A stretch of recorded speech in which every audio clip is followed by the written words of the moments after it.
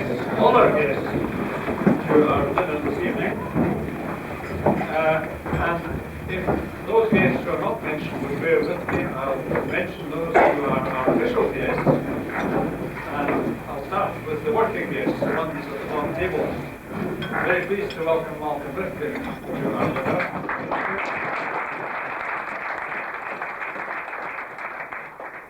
It's not easy to get a member of Parliament to come to a function, but to get a minister is particularly difficult, and we're very grateful to Malcolm that we managed to fit it into what I'm sure is a very busy programme. Also pleased to welcome Jim Cowan, the Deputy Principal, on behalf of the Principal. We're very pleased to welcome Jim to our gathering this evening. And also Ken Thomson, our new Area Commissioner, who tells me this is the first function of this nature that he's been invited to. After you finish your work, you'll enjoy yourself.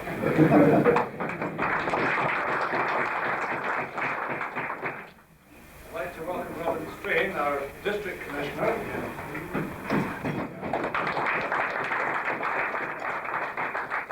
David Baker is really one of us, but he's also our District Chairman, so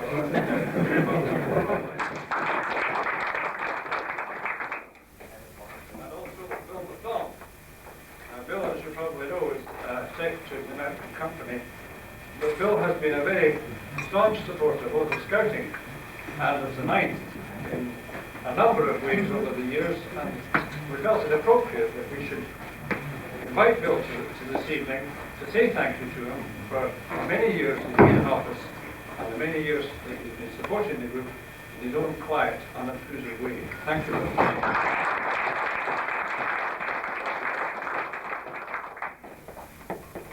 Delighted with the turnout that we've had this evening. We're something like 25% up on what we had at our 75th dinner, and I think we were quite surprised that we got such a good turnout, that we're over the 100, which we thought was the maximum, and we're very pleased indeed that so many of you have managed to come. We're especially pleased that we've had such a good turnout of our senior members, former members.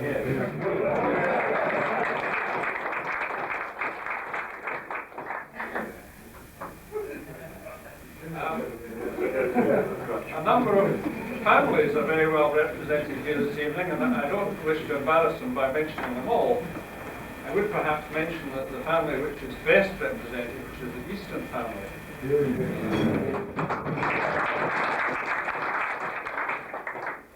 And in particular, I'll say a word or two about one of the younger generation of the Eastern family, Donald, who has in fact been very much involved in running this dinner.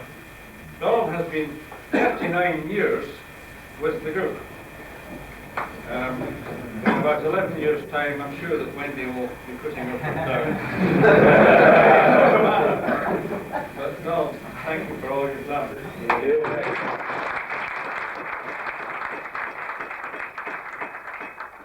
I have a list of apologies to give you. If you'll bear with me, I'm sure that most of them would wish that I convey their apologies to you. From Frank Gerstenberg, who's very sorry he can't be here. From Sir Roger Young, his predecessor. From Jimmy Allen, who was a member of the group in the 20s. And Jimmy has helped us quite a bit in preparing for the dinner, in packing down the senior members that are present. And Jimmy is looking very well, but he's, I think, a doctor's orders. He doesn't come to these sort of functions now. Victor Burton of the 50s. John Gibb, 1913-15. George Hogarth, the 30s. Dr. Rennie Miller, the mid-20s. And his son, Bafty Miller, the 60s. Dr. and Mrs. Miller are celebrating their golden wedding this weekend. So it's been an unfortunate clash of dates. Colin Mackay, Ken's predecessor as the area commissioner, and a member of the other Watson's group, the 48th. J.K.S. Street, the 1920s. Chris Smith, Labour MP for Islington South and Finsbury.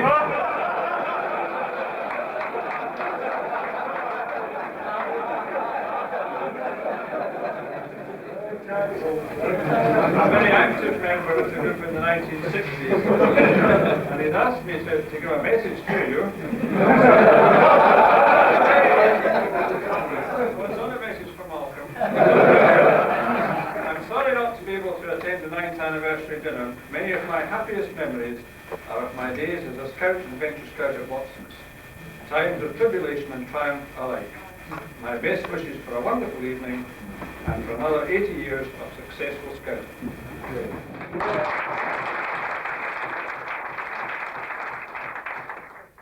From Ian Smith, 1960s. From Mike Weir, who played in the 50s and 60s.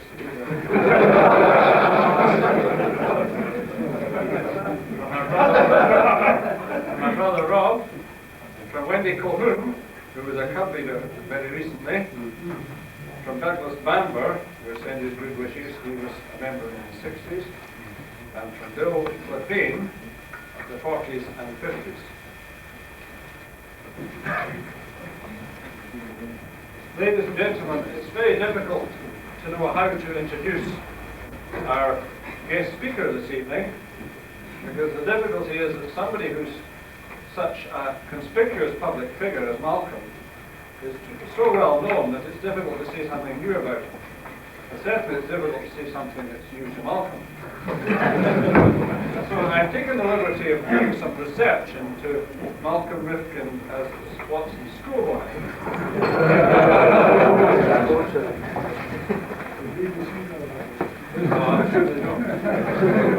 I'm reliably informed that there are two teachers in particular who probably influenced the future Secretary of State more than the others. And my informant, who wishes to remain strictly anonymous, tells me that Malcolm's somewhat histrionic style owes perhaps quite a lot to a certain white-haired elderly member of staff known affectionately to his pupils as Twala MacDonald. And Malcolm, in the later years in the school, developed a very keen interest in history, not only of Scotland, but beyond Scotland's boundaries. And I'm also informed that a certain Donald Dole, who was quite a remarkable teacher of English, had quite a bit to do with the excellent command of the language, which I think most people appreciate that Malcolm has got. One of Malcolm's classmates, I understand, had recently come to Britain from Hungary, and I'm sure that the members of the class had developed a keen appreciation of the realities of liberty from this member of their class. Malcolm developed an interest in the Boers, not the Broads, although I'm told that followed shortly thereafter. He developed an interest in amateur dramatics and was a prominent member of the cast in A Man for All Seasons, which I believe was the first amateur presentation of that play in Scotland. And I'm sure that his endeavours in that performance had quite a bit to do with the fact that he later became a fine public speaker. Malcolm frequently had to defend motions which perhaps in later years he would choose to defend with a good deal less vigour than he had to defend at the time, which I'm sure is a good test for a future politician in seeing what the opposition's case, see what the strength was in the opposition's case. In his public life, Malcolm has indeed had a very rapid rise. He was elected a member of Parliament in 1974. He was made a junior Minister for Health and local government at the Scottish Office in 1979, and was made the Under Secretary of State at the Foreign and Commonwealth Office in 1983, and of course in 1986 he was made Secretary of State of Scotland. There is some debate as to whether he was the youngest Secretary of State that Scotland has had, but I am assured that he is the youngest member of the Cabinet. Malcolm has two children at Watson's, and clearly he has retained a very keen interest in the school. Welcome, much pleasure in inviting you to hold the toast to the group.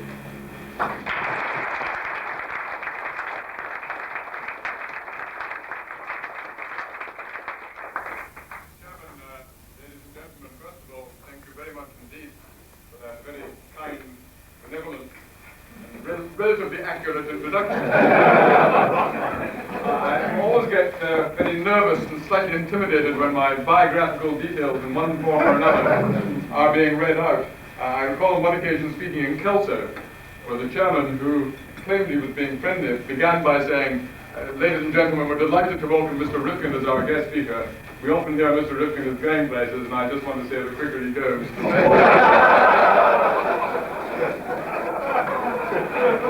As I listened to your friendly comments, I also could not recollect the remark that former President Lyndon Johnson of the United States once made after he'd heard a similar complimentary introduction. And he remarked that was the sort of introduction which his father would have enjoyed and his mother would have believed.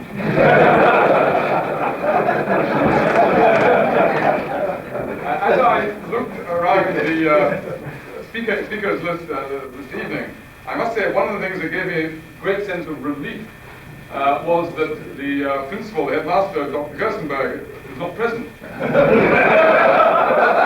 Not because I have anything against Dr. Gerstenberg, or indeed because I ever was a pupil under him for obvious reasons, but I always feel particularly nervous, as I suspect any former pupil does, when he returns to his school and the presence of whoever is the headmaster. Those of you who have read Winston Churchill's My Early Life might recall that he remarks at one stage that headmasters have at their disposal powers with which no Prime Minister has ever been invested. having had some experience with both.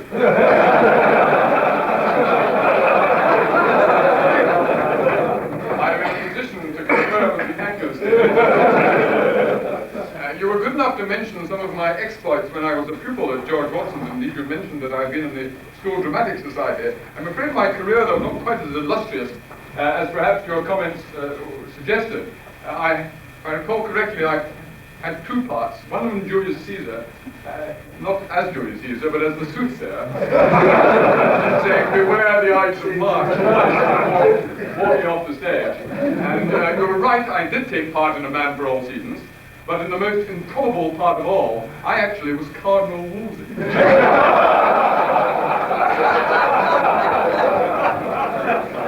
Those of you who have seen portraits of the good Cardinal will realize that you're a considerable period of time. It did also have an influence, I may say, on my political career. One of my most delightful recollections were the mock elections that we had in those days, and I'm sure many of you experienced similar experience. I remember in particular two splendid parties that were formed especially for the mock election. One was called Illigamy, which turned out to mean I like me, and the other was 3D, which was doom, death, and destruction. You also mentioned the masters that had some influence on me. I spent one year as a deputy editor of Phoenix, and I recall then, as indeed now, that it was our custom to find suitable quotations and to attribute them quite improperly to individual masters. Those of you who remember Johnny Sinclair will perhaps relish the quotation I remember we used for him, which was, everything bows to success, even a grammar.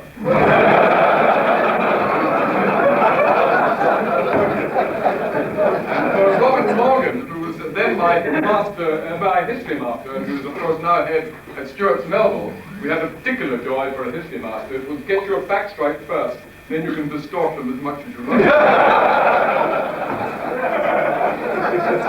As you will see, very little changes from year to year.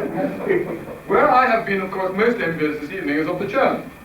Because while the rest of us are expected to make proper speeches and speak at least some length about various matters, the chairman, of course, has one toast, and that's the loyal toast. And that's a very simple and straightforward toast, which clearly, on this occasion, does not require an enormous amount of preparation. It's not always been like that. Some of you may have heard of the Scots provost, I think it was in the 1930s, who was about to preside over his first civic banquet. And he was told by the town clerk that his job was to propose the loyal toast. And the provost was rather new to this responsibility, had never done this before, and assumed that like any other kind of toast, you had to give a speech extolling the many, many virtues of the person you were toasting, rather than the way that you do, and then end up toasting him. So he did a lot of research, and he prepared 5 foolscap pages on the various biographical details, virtues and achievements of His Majesty King George V. Fortunately, he showed it to the town clerk the day before the dinner, and as you can imagine, the town clerk was aghast, and said, no, Provost, not that sort of toast. You're not supposed to make a speech. All you're supposed to do is propose the health of His Majesty. Sit down. All that's expected. The provost was a bit disappointed because he put a lot of work into the speech. And he felt, well, his job to accept the advice of the town clerk, that's what the town clerk was there for. So at the appropriate moment he said, ladies and gentlemen, I'd like to propose a toast to His Majesty King George V, and the town clerk tells me the less I say about him, the better.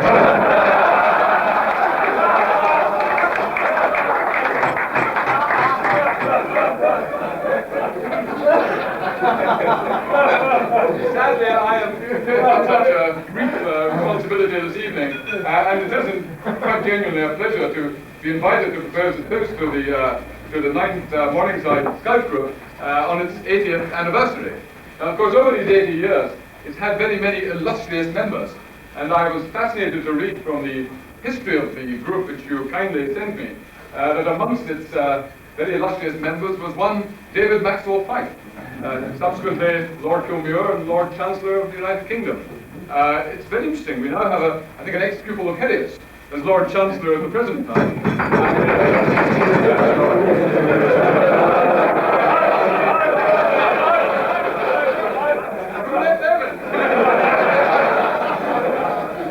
But what was particularly significant about Maxwell Fyfe is that he was Lord Chancellor and therefore Speaker of the Lords, at the same time as another Watsonian, Shakes Murison, was Speaker of the House of Commons, and Heriot's has never yet achieved that.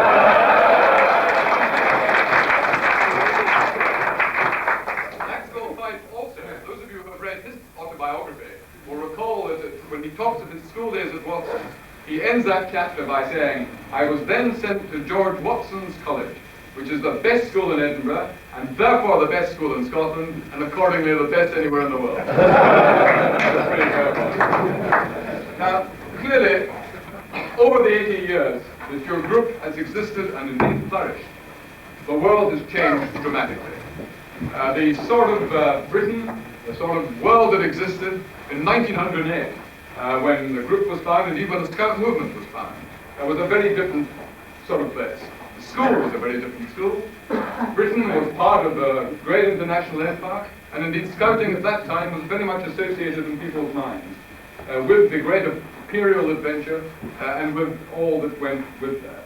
And it's a tribute to the Scout movement that over the 80 years, at a time when our country has experienced such an enormous transformation, when indeed the world has seen such dramatic changes, that today in 1988, we still have a Scout movement which is not only healthy and vigorous, but which is truly global in its identity and in its activities. And that can only be, not by habit, because no organization exists or can certainly survive simply out of habit. That you can do for so long. It can only survive and flourish if it's perceived to be relevant to the interests and to the aspirations of literally hundreds of thousands of people. And that means change. And the Scout movement, I think, is to be complimented on the extent to which, over the years, it has changed, it has adapted to the changing aspirations of youngsters, to their identity, to the way they see themselves, the way they wish to develop their character, and as a consequence, that has not only been good for the youth of this country and of other countries, it's also ensured the survival of the Scout movement. And essentially, some things have clearly been temporary, but there are certain factors which are essentially eternal and permanent. And if I, from the outside, if I may, humbly suggest what they might be in relation to the Scout movement, surely it's 3 qualities that are paramount and remain as relevant today as they were when your movement and this group was founded in 1908. Firstly, fellowship. Clearly, any organization of that kind develops a core of friendship, of amity, of cooperation, and fellowship is something which must be paramount, or not paramount, but certainly one of the paramount considerations for a group of that kind. Secondly, a sense of adventure, because there too, whether one's dealing with younger people or older Scouts, then it is the sense of occasionally roaming into the unknown, occasionally stretching one's abilities, one's potential in ways that oneself doesn't even fully realize and appreciate. It gives an excitement and gives an interest to the activity. And thirdly, service. Because service to the community, to the wider public, has always been associated with the Scouting movement and is one of the strengths that it's long had. Leadership is a very curious phenomenon, and it's very difficult to define what leadership actually is and how it exercises its power and its strength. I remember it was once said of an army officer in his report, and this officer has tremendous leadership qualities. His men will follow him anywhere, if only out of curiosity.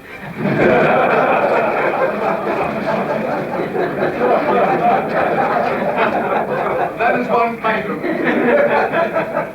But clearly, I think I would be entitled to say that the Scout movement, and including your own group here in Edinburgh, has over the years played a very full and a very vigorous part in the life of the school, as part of the wider Scout movement in Edinburgh and in the east of Scotland, but also as part of the wider community in which it exists. And therefore, can I thank you for inviting me to be with you on this very important and indeed very historic occasion. The numbers of people here, the fact that they represent a whole range of age groups, itself symbolizes in the most emphatic way the impact that that period of people's lives must have had on them. The fact that in many cases, many years later, they wish to come back and identify with an experience that clearly was very formative for their characters and for their whole experience during that part of their lives. And therefore, it's with very great pleasure that I compliment your group on its existence, on its health and its activity, and would invite all present to join with me in drinking to the health of the fine Morningside, or what we call it, at the end of the first year.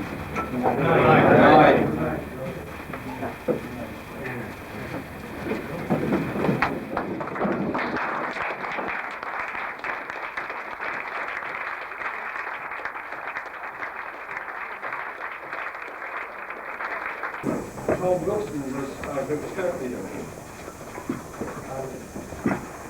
We were very saddened at Tom's sudden death last February. It was a tragic loss to his family, to his friends, and to the group. Tom, his introduction to the group was as a parent. He became club leader, scout leader, and group scout leader. And he will be heading up next. We're very pleased indeed that Myreside was here with us this evening, and we would wish to convey to her our condolences and our thanks for the service that Tom gave to the group.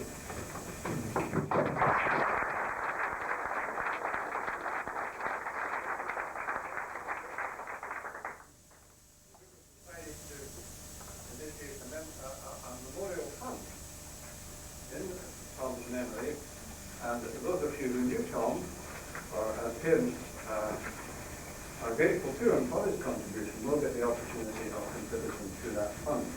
I understand that they wish to do up the church room, which we had built on our 50th anniversary, so I imagine it will very much be needing to get a facelift. When I got roped in to get involved in the dinner, it was a certain Martin Patterson who initiated the affair. Martin was the entrepreneur that brought about this dinner. And being Martin, he found the perfect excuse for having initiated it, getting out of organising the dinner. Because he got himself a job in the south of England. But seriously, Martin will be very difficult to replace in the group, and also in the district. He has been described as the poor man's Eric Lorimer, which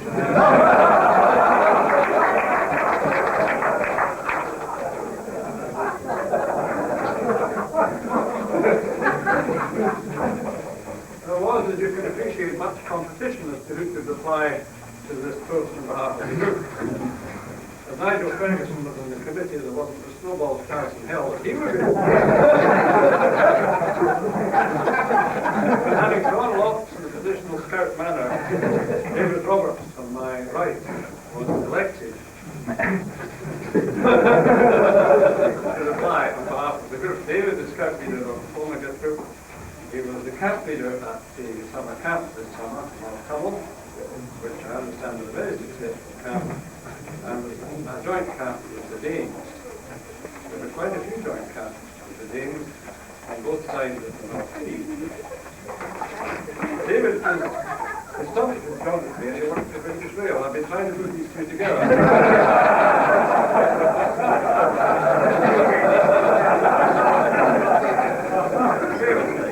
I suspect you might be looking for the lines that Dr. Meeting lost a few years ago.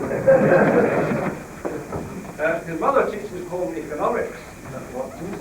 So those of your parents may know what his mother's service. But I can only say that judging by my older daughter's efforts in the kitchen, he resembles better Jimmy Burrell as a patrol leader, giving instructions from his sleeping bag. Firefly Beagle John, the assistant patrol leader, sweating over the campfire.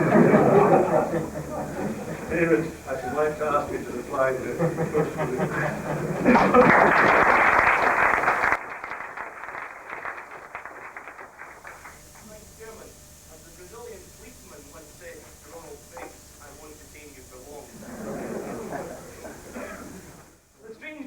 I suppose, working for the railway, having a mother who's a home economics teacher.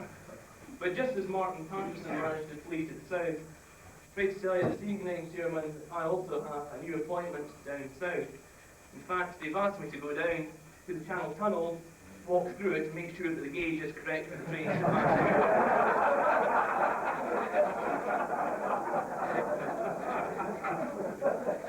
through. Saying one of the arts of being a politician is to know and understand and cope with your opposition.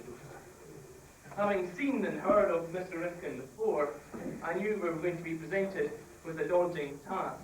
In fact, I believe, Chairman, you also recognise that, and the fact it's now requiring 4 speakers to match it.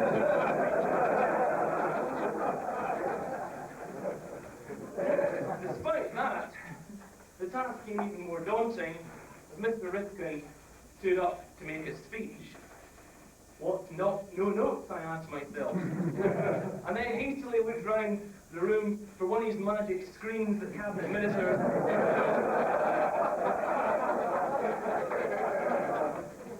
having not been able to find the same machine, I've concluded that the Secretary of State has either a remarkable gift for speaking, or else has got a very good squint, because he managed to pick up the salient point of what I was going to say.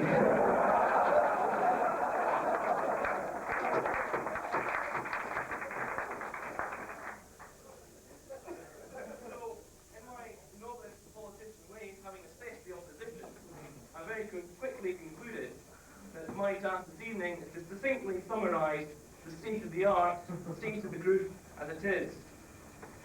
And I think I'd like to start off by saying, in the greatest sincerity, that an evening such as this, when the generations are gathered together, serves as a great inspiration to all of us currently involved in the leadership of the group.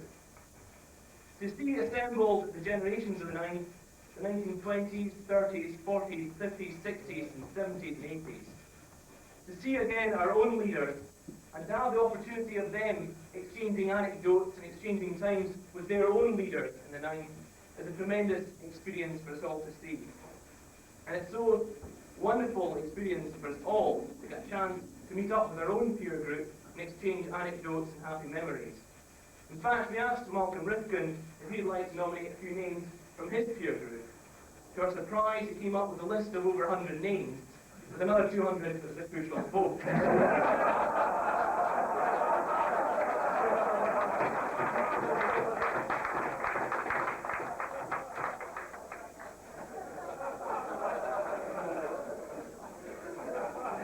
This evening serves really a very great tribute to our founders in the 90s, the very strength of leadership and the great foresight they had in getting the whole show off the road, and the fact that that show has continued over the generations. An equal tribute to them is that still on a Friday night, passing through the doors of Scouting, we have over 200 Watson's pupils. Scouting in Watson's 80 years on is represented by 3 cub packs, 3 scout troops, and a re-emerging venture unit. In fact, I should maybe correct myself, because we probably have more than 200 people passing through our doors on the Friday night when we include those very welcome visitors we get from the skate boarding house.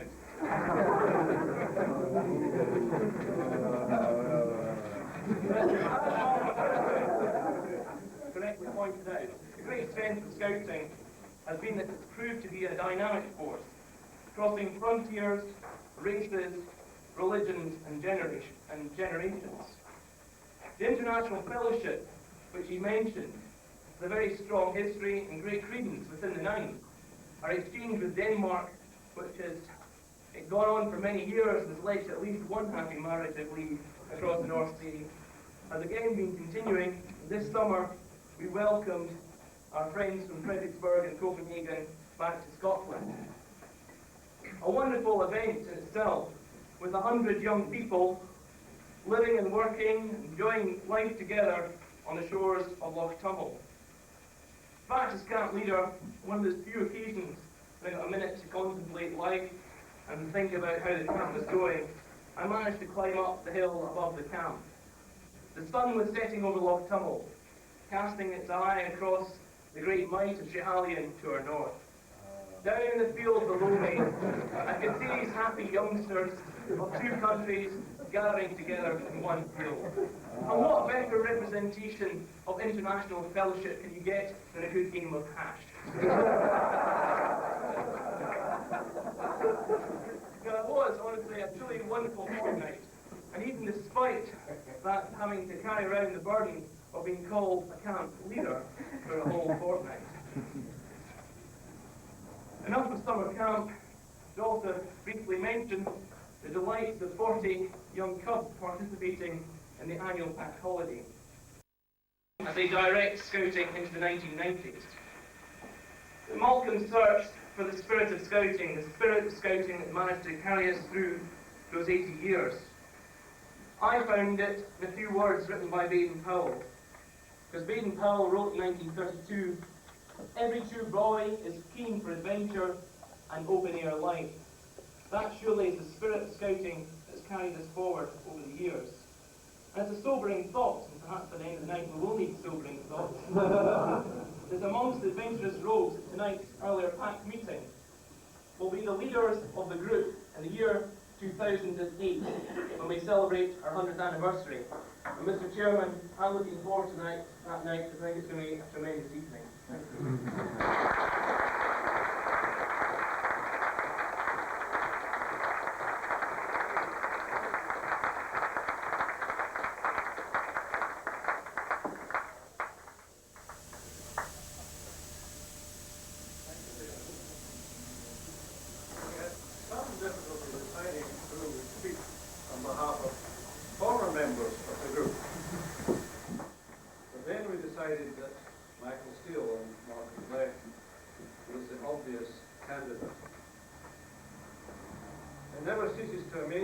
Some families seem to get more than their share of talent, and certainly the Steele family must be in that category. Don't wish to embarrass the younger members of the family by going into that too much detail.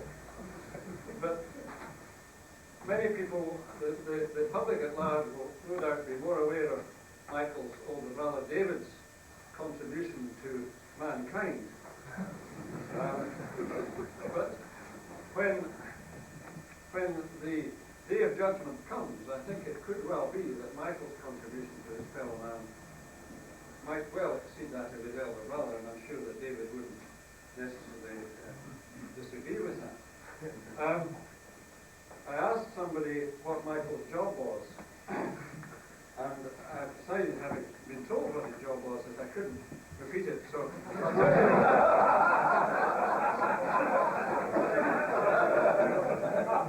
what Michael's job is going to be from October, because it's a lot easier. Assistant Director of the Medical Research Council for the Human Genetics Unit. His present title is far too long to understand. Michael was a scout in the group in the late 50s. He was an assistant scout leader in the early 60s, and he did 9 years as group scout leader in the 70s, 80s. One thing that comes to mind about Michael as a scouter is his remarkable capacity to run a meeting at very short notice and run the meeting as if it had been prepared long in advance and with utmost care on a very difficult program. I've found very few leaders who could do that, but Michael certainly could. And if one had to typecast Michael as a leader, I can't find anybody who fits the bill better. A scout is cheerful under all difficulties, and he is, because he had a remarkable sense of humour. Even when quite harassed by, dare I say it, parents, and we would scout him for example, he was remarkably cheerful. He was a very good scriptwriter as well, and I noticed in the memorabilia upstairs on the crest of a wave that Michael Steele and David Dunlop were a very good pair of scriptwriters who, had they been able to develop their talents, might well have continued in that field. He was also very good at sketches, at campfires. Michael, I should like you to reply on behalf of former scouts.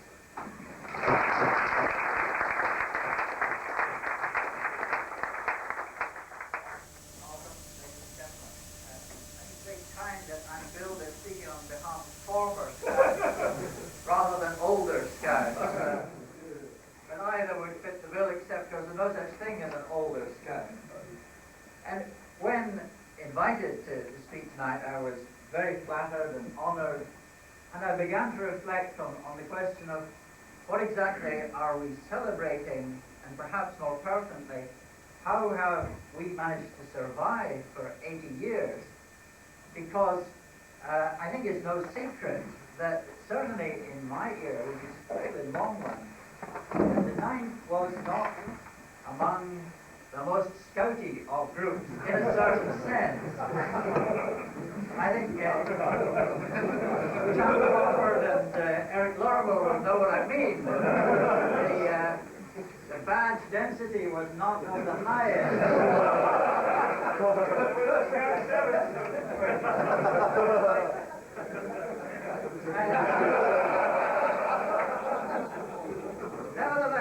Nevertheless, we have survived.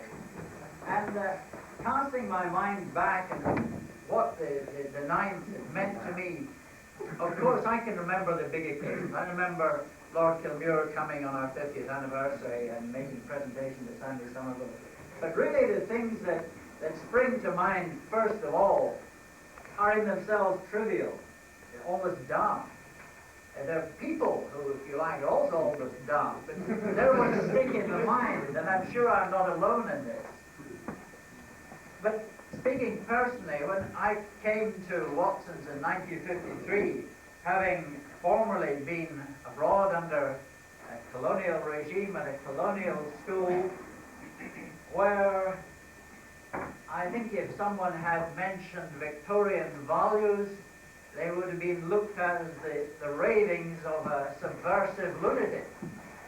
And so to come to Watson's was to experience a culture shock, an atmosphere of almost palpable relaxation. And I remember my first Friday evening coming along as a new recruit to the gym block, to the Scouts, and the amazement of finding, for the first time in my life, adults who were addressed by their first name. And who were addressed by their first name without losing any respect or any authority. And then, gradually, over the years, I suppose, I recognized that was symbolic, not so much of just a relaxed attitude, but of an attitude that every member of the group, from the rawest, the youngest recruit, right up to the group scout leader, had his individual value. and was appreciated for what he was as a person, rather than for the stripes on his arm in those days or for the title that he held. Even Sandy Somerville, whom I remember well, who was still active as Group Scout leader when I joined, and who was a big, great man, a very imposing figure in his own right. He was utterly without pretension. And I recall many, many things about Sandy. The Friday evenings and later as a leader, when officially Sandy had retired, but all the Leaders' Council meetings were held around Sandy's fireside up in Murison Crescent, and he had an oven full of pies and butters and so. Very efficient way to run an organisation. But I recall when I was a patrol leader, it'd be about 1956 or 57, one Friday evening, Sandy said to me, got the bunties coming up. We must organise that. You come up Wednesday after school, we'll organise the bunties. And the bun feast was exactly the name implies. It was held in the bun room, and it was coupled with the annual handicrafts exhibition. And so it had been going in the same way for years and years and years. But I turned up at Sandy's house on Wednesday after school. Sandy was ready, and we ambled off down to Crawford's Bakery, which was somewhere down about Angus Park Terrace, if I remember correctly. And Sandy went into the office there, and he said, we have a function coming up. And they said, oh yes, Mr. Somerville. They knew him of old. I would just like to see what sort of purvey you may have an offer, because my colleague and I may have a large order to place. And they said, yes, Mr. I'll just through and back. And we went through to the area where all the cakes were stacked ready for delivery. See, and Sandy would say, now, well, what's this? And he said, well, this is chocolate eclairs, Mr. Somerville. Oh, yes, try one. And I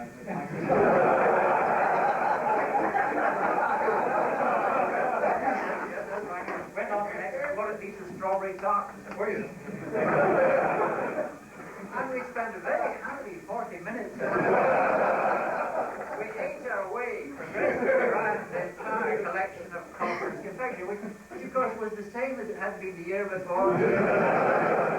And after Central Weathers, I think everything's very satisfactory. And like a couple of Pooh Bears, we perambulated back again to our Crescent.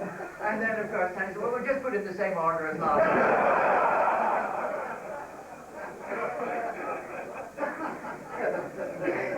But you see, that was very much his style.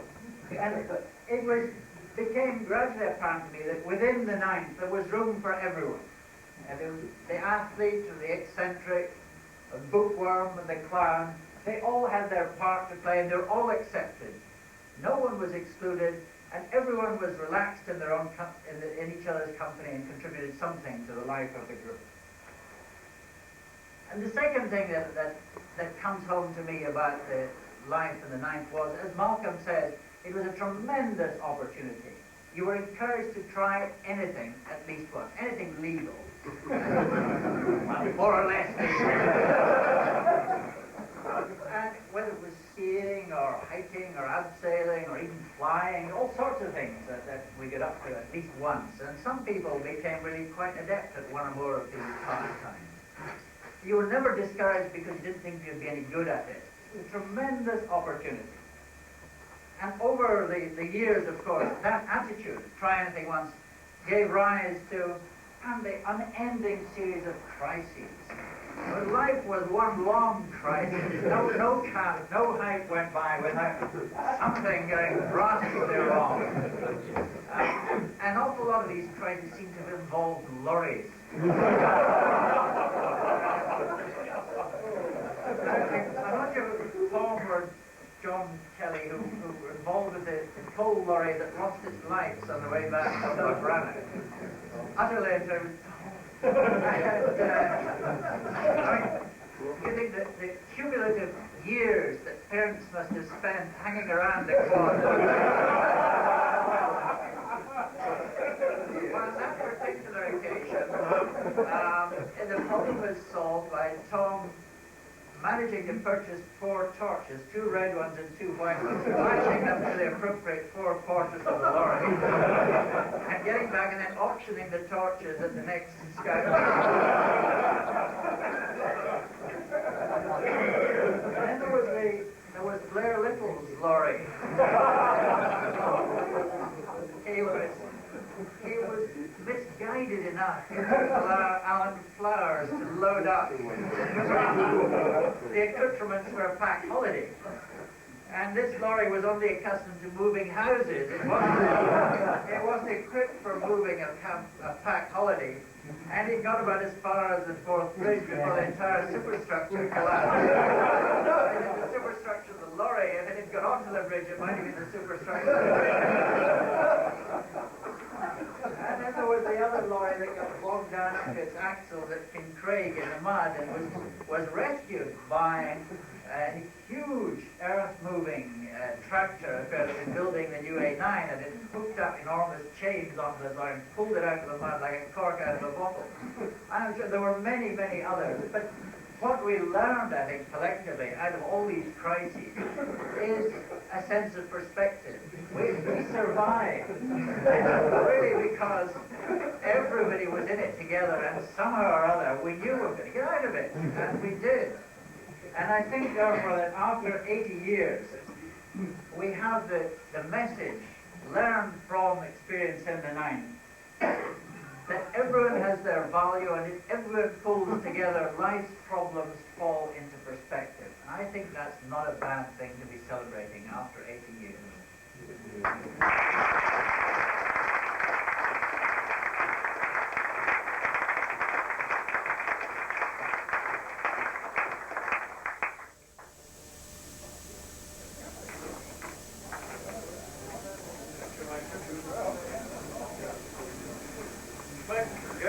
Was genuinely sorry that he could not be with us this evening.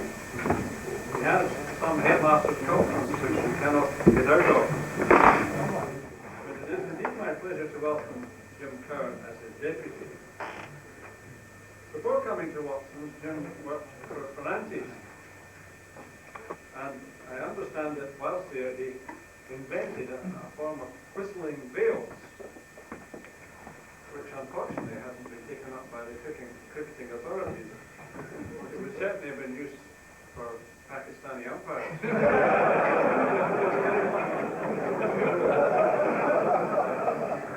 Jim is clearly a man with many attributes.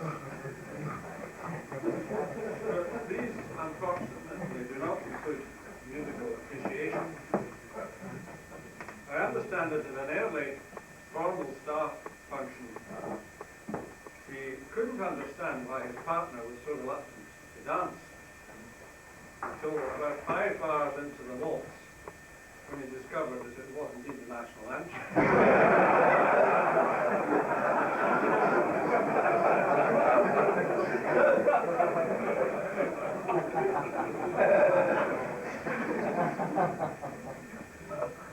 Jim was a technical teacher.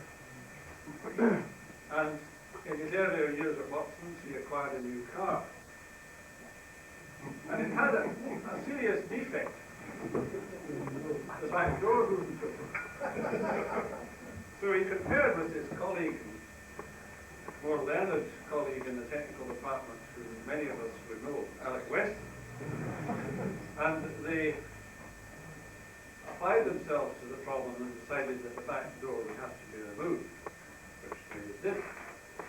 And then they discovered that the child lock.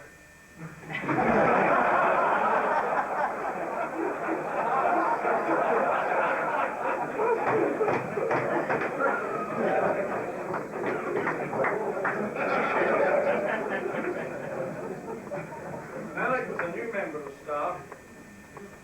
He took part in the annual staff boys football match. And he kept a very low profile during the match, and all went well until they were in the changing room and they were dressed and just about ready to go. And the well-known voice of Roger Young across the changing room said, "Has anybody seen my underpants?" A very embarrassed Jim Cowan fumbled into his bag and pulled out his boots, very well wrapped up in a piece of cloth that he found.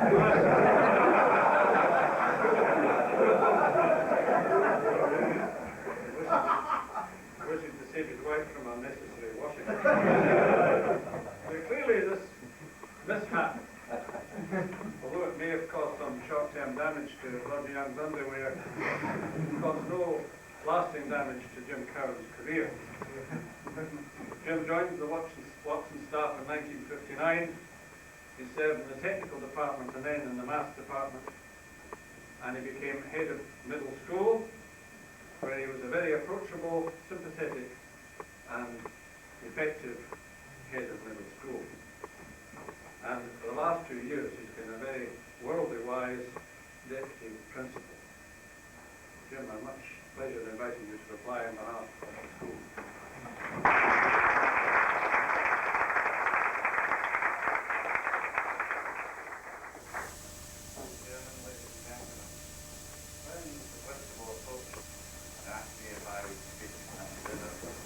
He was looking for somebody who had experience at grassroots level. Himself as a heritor and a member of staff high-called the bill.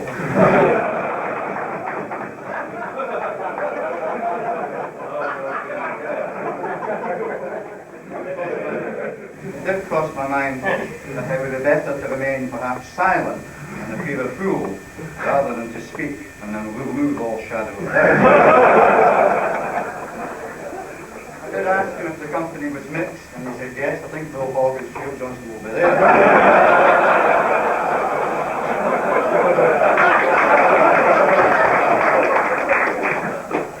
I'd like to see him back individually. The last 30 years at Watson have seen great changes. Started in 1959, very like the elder fields to serve in all our days. Full of great characters: Charlie Dawson, Pip Holland, J.C. Brown, John Sinclair, Sandy Mac. What on earth I had in common with all these people, I will never know. Immensely friendly, immensely kind. Sadly, staff don't stay that length of time in school and become eccentric.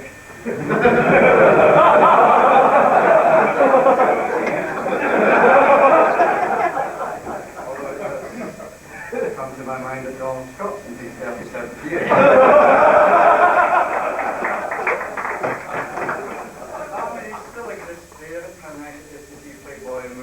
Side by side. How nice to see the recent young French student helping Pat Eddington with a 4-letter word in the crossword that have biological connotations. 1975 was the year of the merger, and this was perhaps the greatest change in my time. Blazers assumed new dimensions.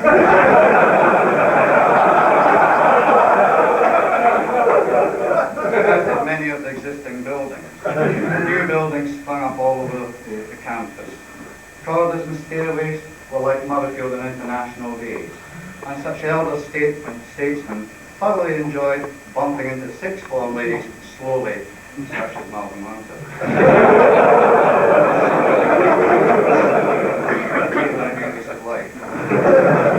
Here house hall assemblies, varied format, with a variety of speakers such as Cardinal Gray, the moderator of the General Assembly, Andy Irvin, Gavin Hastings, all who spoke about conversion. All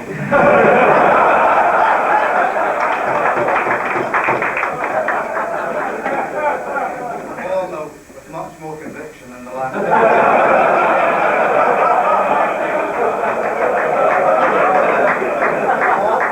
All assemblies followed by the long list of notices, only one or two bringing a smile to the youngster's face.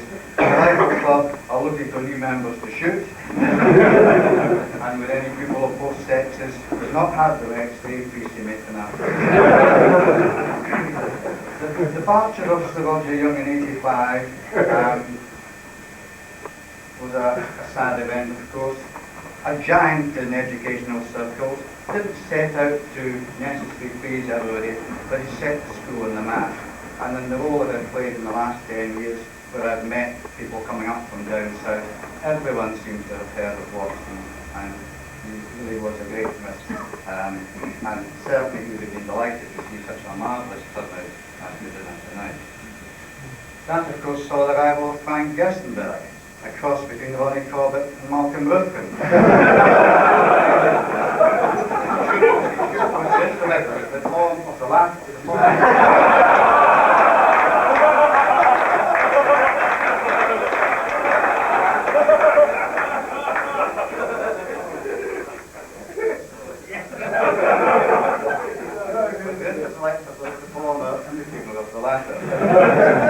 In the short time there, he's made his mark, and I'm sure the school will progress quickly in the next 10 years.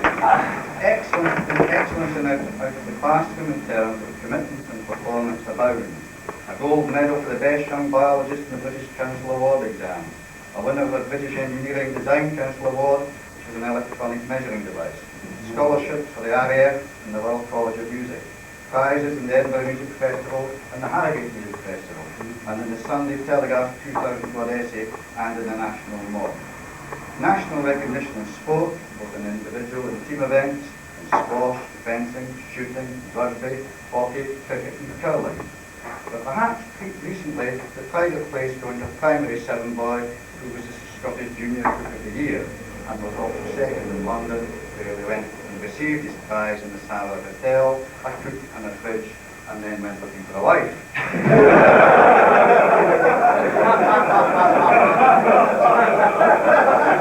He was, however, outshone by Caroline Hood, who is giving us a splendid meal tonight, Jimmy Hood's wife. She entered a cookery magazine competition where she had to write in and send in information about the most useless gadget in the kitchen, and she sent a photograph of Jimmy in one.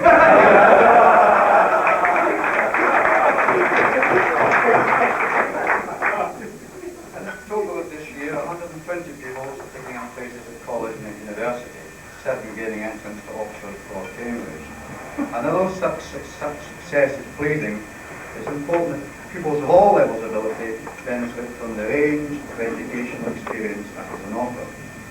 In May, 165th formers spent 2 weeks in commerce and industry as part of a work experience programme, and 36 formers participated in management shadowing in such companies as Marks, Spencers, Branches, and organisations such as the Post Office and the Scottsdale.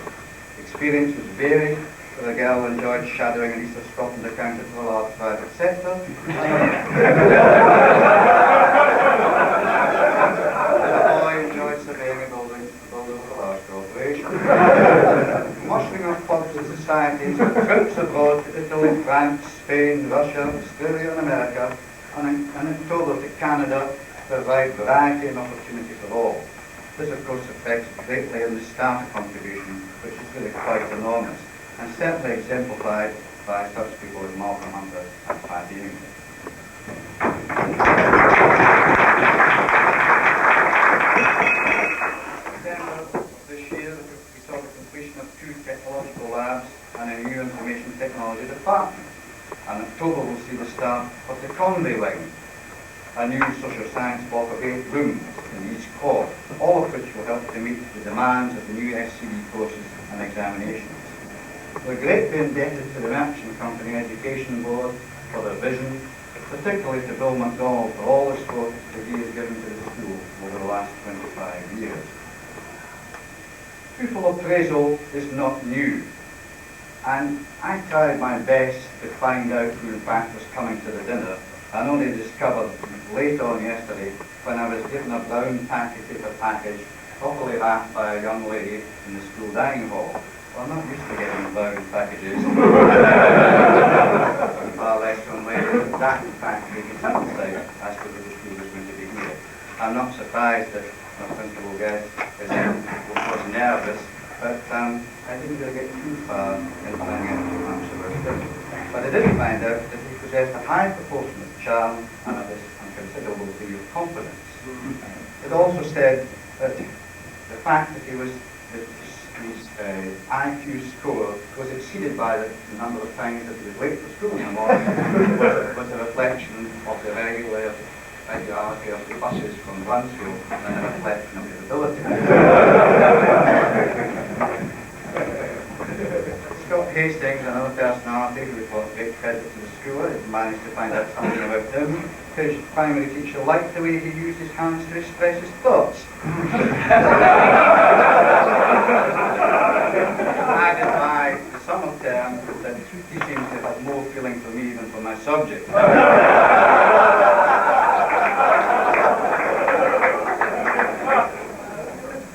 comments are really quite hard and to the point.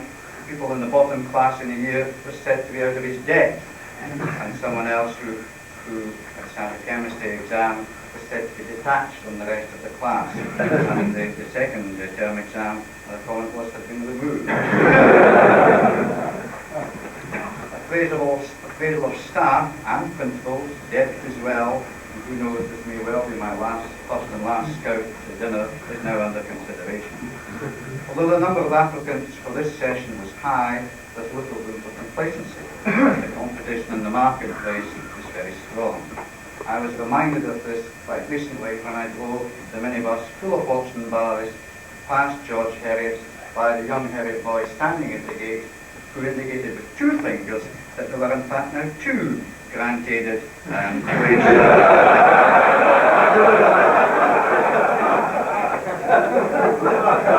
Tradition is not purely a fashionable concept, and yet the mottos of three Edinburgh schools, never unprepared, I distribute cheerfully, a love from the heart, symbolise a sense of interest in and the caring for others that their founders displayed.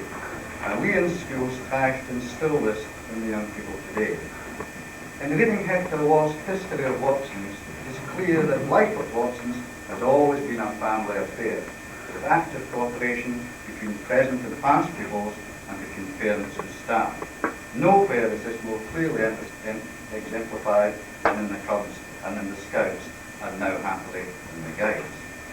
The development from 1908 of the Scout Troop under Sandy Somerville and the inception of the Club Pack in 1922 by Bunny Little, father-in-law of Morton Hunter, paved the way for countless youngsters to enjoy comradeship and gain a wealth of experience. The school is indebted to these early pioneers for their vision, and to all the leaders who have followed in their footsteps for their continued commitment in providing Watson's with a very special dimension. I wish the troop every success for the future.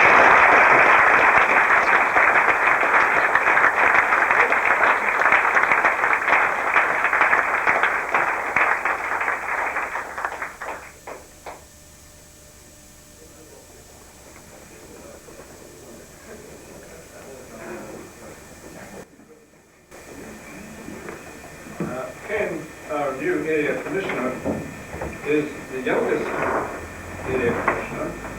We may not have the youngest secretary of state. We do have the father of the chief scout and the youngest area commissioner present. Ken was for 12 years scouted in Inverleith district, and for 5 years he was district commissioner of Liberty. He and his wife were joint expedition leaders for the Sri Lanka expedition, which I understand was very successful. It strikes me as being a very good recipe for divorce.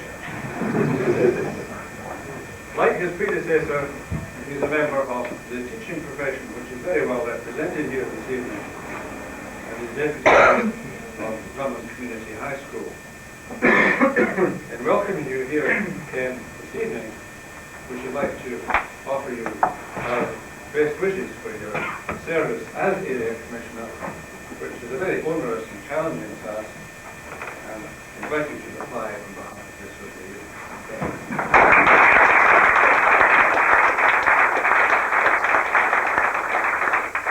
Mr. Chairman, Secretary of State, ladies and gentlemen, making this reply, I realised I was on the list, and it reminded me of a speech dinner I attended where there was a particularly loquacious gentleman who was asked to make the reply. And during the course of the evening, rather like tonight, but worse, rather like tonight, he drank too much red wine and was rather inebriated before he got to the time he was to make his speech. The main guest in his speech, he stood up He did so with considerable difficulty, so much so his speech was extremely slurred and he was very difficult to understand. In addition, he went on at great length before he finally collapsed into his chair at the end and turned to his neighbour on his right and said, "What did you think of my speech then?" All the reply was, "Rolls Royce." He looked a bit perplexed and said, "What do you mean Rolls Royce?" And his neighbour explained, "Well, in the first place, it was so silent, you could hardly hear it. Secondly, it was extremely well oiled. Thirdly, I thought it was going to last forever." We've got to do that, judging by the request for an interview. Well, thank you, Mr. I listened with pleasure this evening, particularly to the history of the night and seeing the stuff upstairs. And it's very early for me information. I think in the early days, what I read in the history, it was very committed to training. I may have missed that out in some of the later days. And its emphasis on the outdoors, hiking, trekking, hiking, and expeditions. And its efforts to instill fair play in a competitive era. It all brought to mind one of my early experiences as a young scouter. I had invited a retired scouter to come along and judge an inter-patrol competition. And he watched us go through all our tricks, and he said very nice things to the boys at the end. But once they'd gone away, he said to me, "Just exactly what are you trying to make of these boys?" And I hesitated at first, and then, with that cocksureness of youth, I said something to the effect, I wanted them to be smart and efficient and good scouts. And he said, "Yes, and then?" And I fell a bit silent. He was an old man. Privately, I thought him a bit too old really to be much. He was a bit of a bore. And he said, musingly, a bit to himself, "John Wesley was a great man, but I doubt if he could tie a rolling hitch. Schubert delighted the world, but probably couldn't use a compass. And Shakespeare lives today, but he was lamentably ignorant at first aid."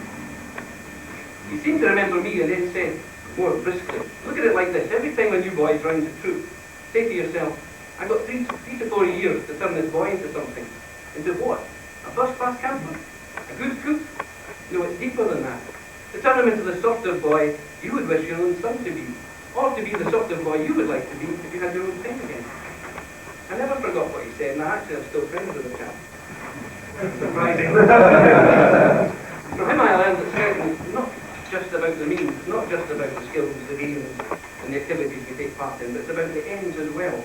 The development of young people, so that they make a constructive part of and play a constructive part in society.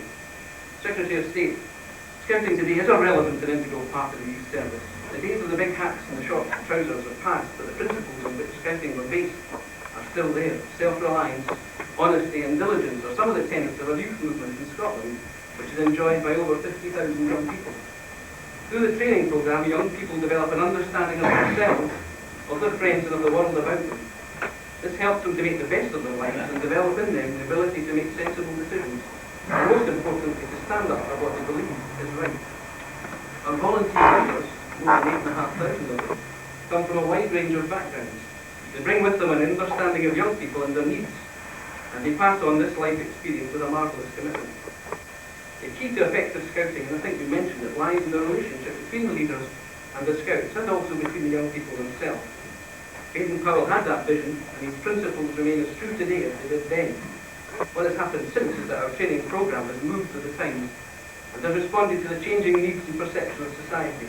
What has not changed is our belief that scouting provides the soundest basis for young people to meet that challenge.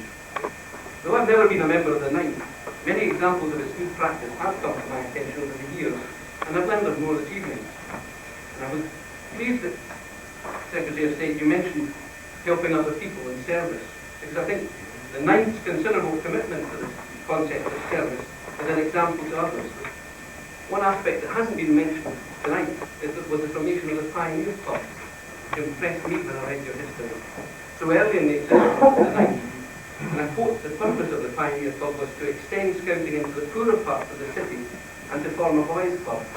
And I think this was implemented with commendable success, and although a number of new sections were formed and manned by Watsonian scouters, this pioneering work, so aptly reflected in its title, is a shining example to us all, and it's just as necessary now as it was when it was started before World War I.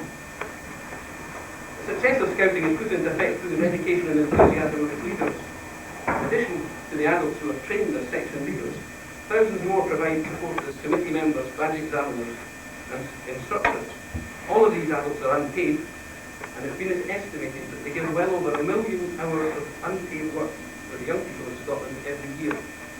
A most impressive and, I believe, effective application of youth work in Scotland. Much has been said this evening of members of the Ninth who've gone on to help as leaders of the Ninth itself, or elsewhere in the movement. And we've mentioned other people who've been members of the college and gone on and served elsewhere. For various reasons, few people give continuous service as adults, but many return in different periods of their lives to give what time and opportunities they can. It is most valuable to scouting. Many do take on uniformed appointments, but those who are not are still able to provide support which is invaluable to actually badge examiners, or more importantly, as lay members of group councils or area and district executives. And since I've got a captive audience now, I'd like to put in an advert. For those of you who are not directly involved in the movement at the moment, your local group or your district is welcome non-uniform support, either of itself or in the form of treasurers and secretaries. It's often said, and it's true, once a scout, always a scout. You don't always have to wear a uniform, but if there's anyone who wishes to, I have a long form here. Secretary of State, I'd like to take this opportunity to thank you for your interest in the youth service over the years, and in particular your support for scouting, and tonight the Ninth. Of course, this evening we're celebrating 80 years of the Ninth Morningside, and I echo your congratulations to them. I'm pleased actually as an extra this evening I'm in a position to make an award to a member of the Ninth. I'm a wee bit hesitant about making an award after an incident that happened at school last year or so. One of my responsibilities, I don't know whether it's true with you, but deputy, you get all the silly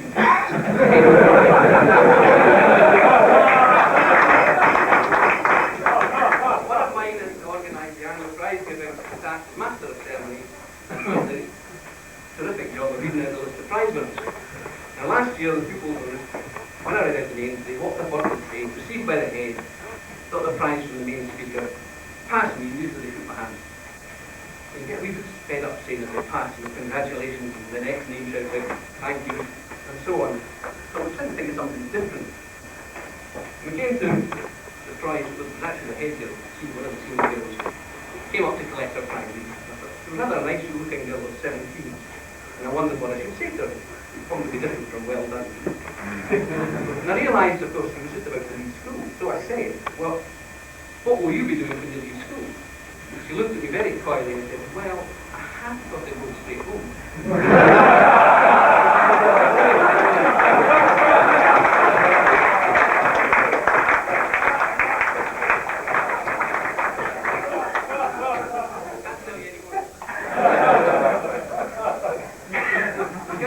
There's a number of awards which can be granted by the Chief Scout, Gareth Morrison. I've already mentioned that Gareth's father is here with us this evening.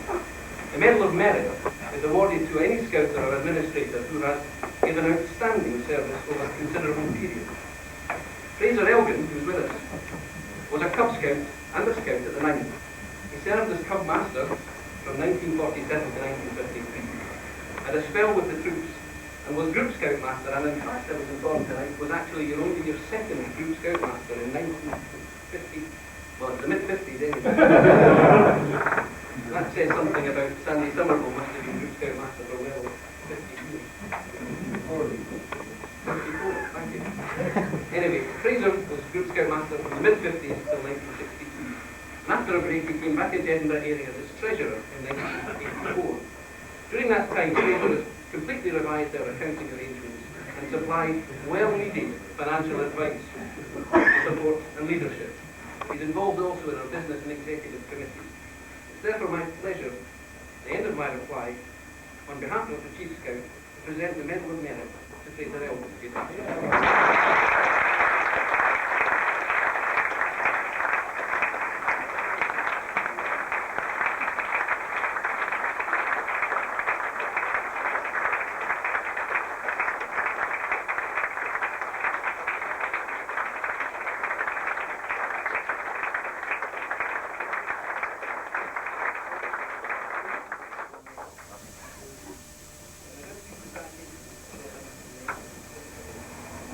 Scout Association, I have awarded the Medal of Merit to William Fraser Elgin, Area Treasurer of the Area of Edinburgh, in recognition of outstanding services dated the 1st of September 1988, and signed W. Grant Morrison, Chief Secretary.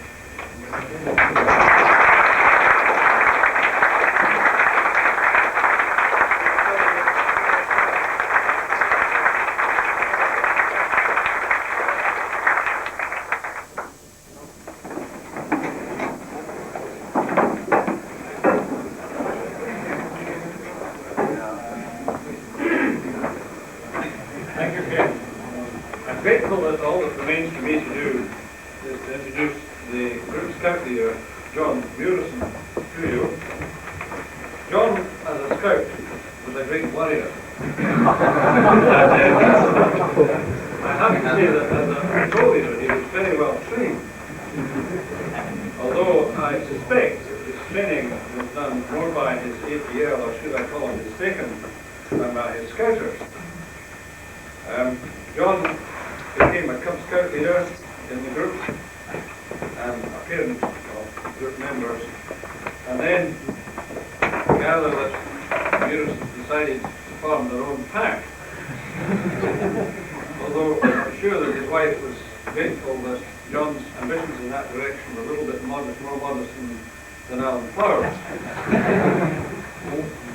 We're very delighted to have John Murison as our Group Scout leader and invite him to address us briefly.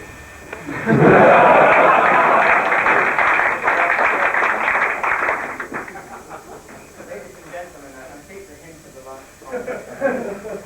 I actually asked my wife for advice about what I should say, and she said, "You're giving the vote of thanks.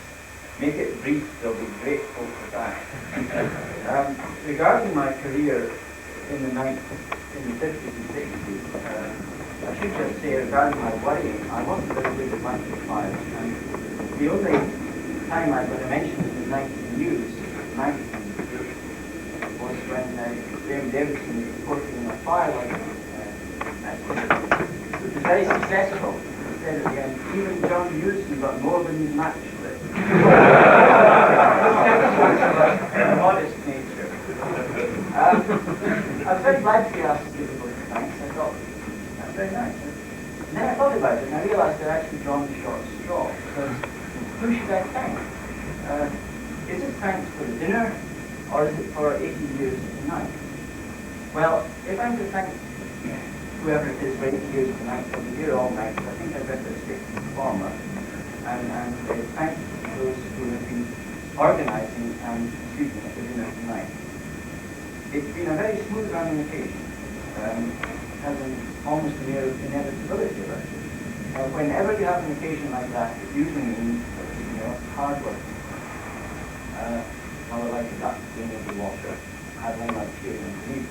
And the paddlers in this case have been the organising committee chaired by John Kelly, and I'd like to thank him very much, and his committee for all their hard work.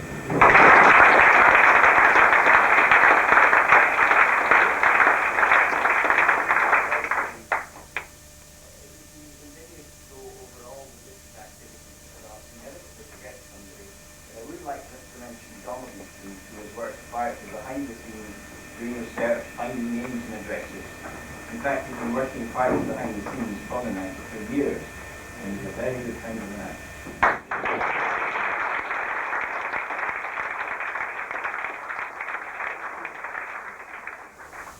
Among our speakers tonight, there have been three visitors tonight, and I hope we can make you feel welcome. Martin Rifkind, our principal speaker, was quite a catch for us. I think the reaction was, goodness, he must be very busy. But yes, I think he is very busy. He has a busy schedule, but he's always made room for George Watson's College, and on this occasion he's made room for the night. Thank you.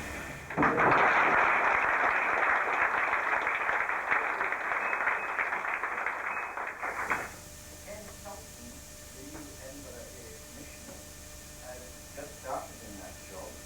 His predecessor, Colin Mackay, was there for 10 years, and I hope Ken will be there for as long, but he doesn't say it that way. I think this is Ken's first visit to the night. I'm sure it won't be his last, and he's almost very welcome.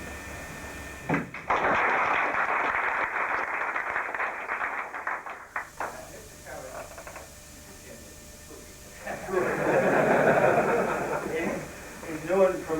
generation onwards, out of the 50s and early 60s, known and liked MSA, and a good friend of the pupils, and he's always been somebody who's been very approachable, and I think he's a very good choice of representative from the school tonight.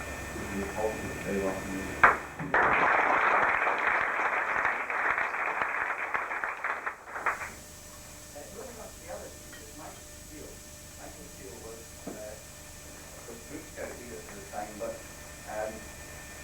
Also a leader in the Scouts, in fact when I was a Scout, and he always gave that impression of being tranquil.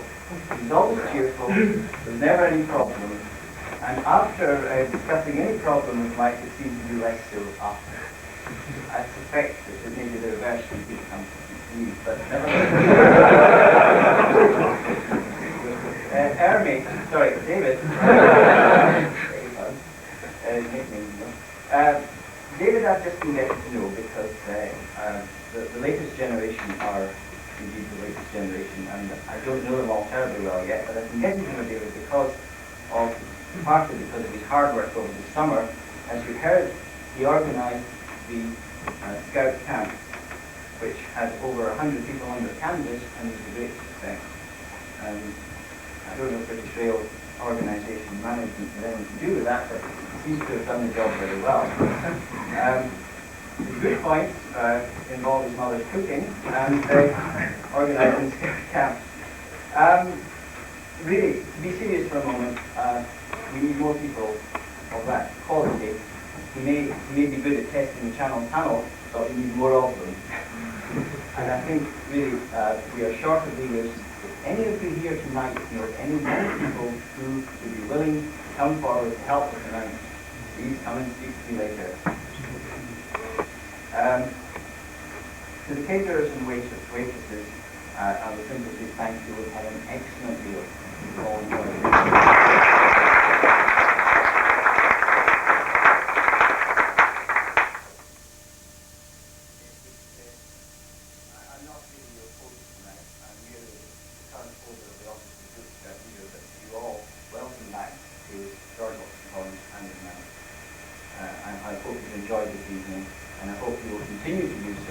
Upstairs we have a room full of memorabilia. One or two other items. We have the latest issue of the 9th News, which is identifiable by a sort of strong green colour. There are some copies upstairs. If anybody would like to take it away eventually, it's very welcome to do so. Things haven't really changed in the content. I was struck by something that Michael Steele said earlier.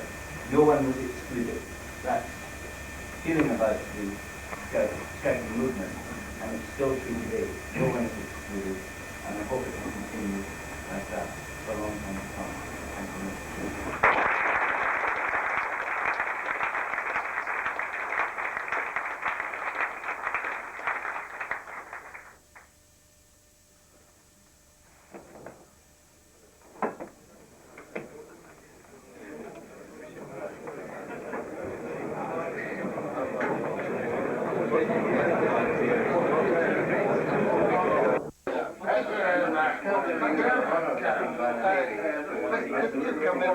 Well, you never remember thinking of waxing.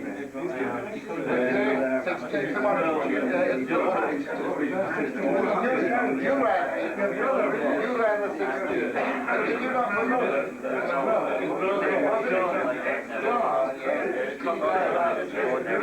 Oh, I thought it was you. Because I don't remember you reading out my book, giving mistakes instructions. Well, you see, I joined the choir, but they to the other one.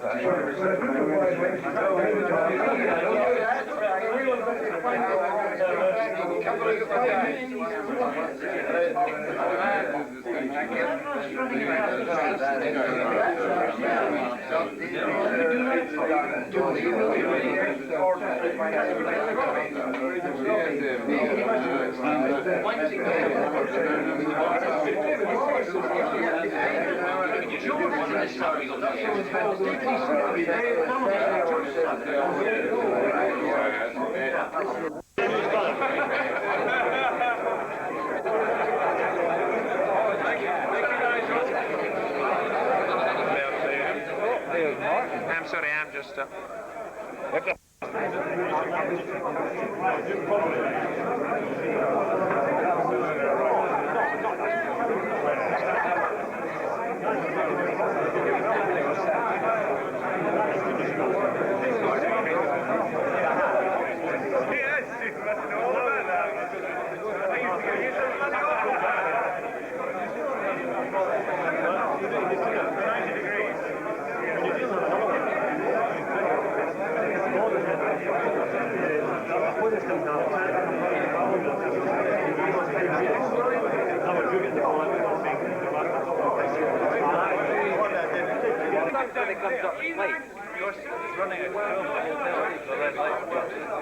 Where? Not a red film. Because we got too many buses and 3 cars there. What you guys do makes me stop. And just as we did that, the police car came winding up the road. And there was a WPC in the passenger seat. Malcolm was Constable driving. And Alan stood to attention in his sleeping bag, which then fell around his feet, and he slitted, revealing all. And he thought, oh my God, we'll get done now. The police car kept on going. We reckoned they'd stop it. We weren't going to get it. The next day, the police came down and on top of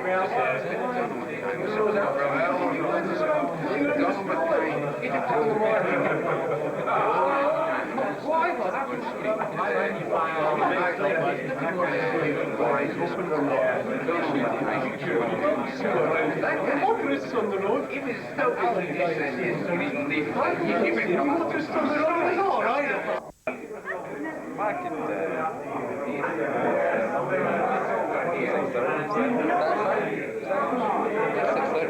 That was 6:30 and 7. What are you going to do between the other 29 minutes?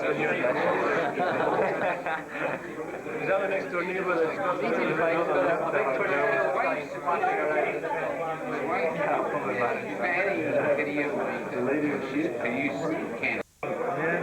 Well, I thought phoned up when you were ill, because I was told you were ill, and I thought, unlikely, I've heard he's moved house, I bet he's painting the walls or doing something else. Well, actually, the second day I was feeling a wee bit better, so I painted the wall. No, I'm just going to come Anyway, to the car. Oh, for goodness sake!